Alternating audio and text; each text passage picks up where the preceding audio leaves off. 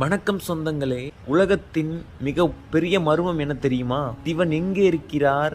அவர் ஒரு நாள் வருவாரா? சினிமாவில் புராணங்களை பார்த்தது ஒரு பக்கம் இருக்கட்டும், நாம இன்னைக்கு உண்மையான ஆதாரங்களை மட்டுமே எடுத்து பேச போறோம். சிவன் என்கிறவர் வெறும் புராண கடவுள் மட்டுமா? அவர் ஒரு கால இயந்திரம்.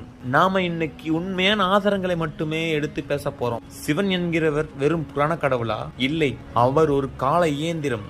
அவர் எங்கேயோ இருந்து வரல, அவர் வந்துட்டே இருக்கிறார், மறுபடியும் வந்து கொண்டே இருப்பார், வந்துட்டும் போயிருக்கிறார்.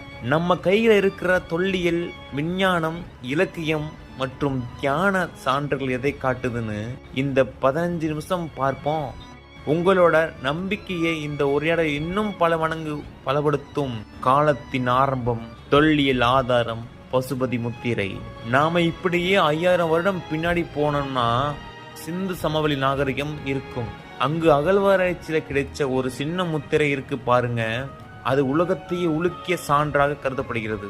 அந்த முத்திரையில ஒரு யோகி மிருகங்கள் சூழ ஆழமான தியானத்துல உட்கார்ந்திருக்கிறார். இதை பார்த்துட்டு ஆராய்ச்சியாளர்கள் வேறு வழி இல்லாம சொன்னாங்க, இவர்தான் உலகின் மிக பழமையான யோகி கடவுள், சிவன் ஆதி வடிவம்.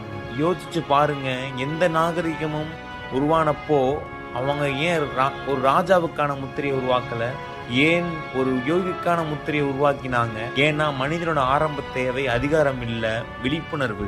அந்த விழிப்புணர்வை பொதிச்ச முதல் சக்தி யார்?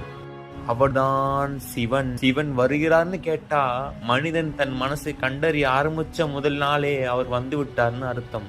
இரண்டாவது அதிர்ச்சி, விஞ்ஞானத்தின் நடனம்.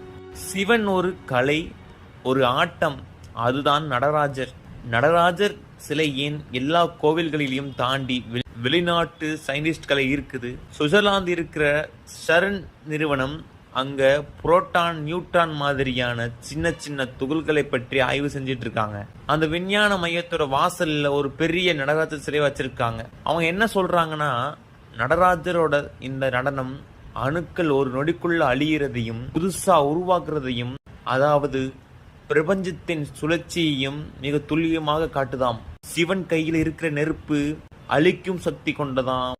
அவரின் உடுக்கை பிரபஞ்சத்தின் ஆரம்பம், பிக் பேங் சத்தம் என்று கூறுகிறார்கள். 2000 வருஷத்துக்கு முன்னாடி ஒரு சிற்பமா செதுக்கப்பட்ட ஒரு ரூபம் இன்னைக்கு உலகத்தின் மிக உயர்ந்த விஞ்ஞான ஆராய்ச்சிக்கு வழிகாட்டுதுன்னா, சிவன் ஒரு கடவுள் இல்லை, அவர் இயற்கையின் விதி, அவர் ஒரு ரகசியம். சிவன் வருகிறான்னு கேட்டா அவர் அறிவியல் விதிகளாவே பிரபஞ்சத்துல நிக்கமர நிறைந்திருக்கிறார்.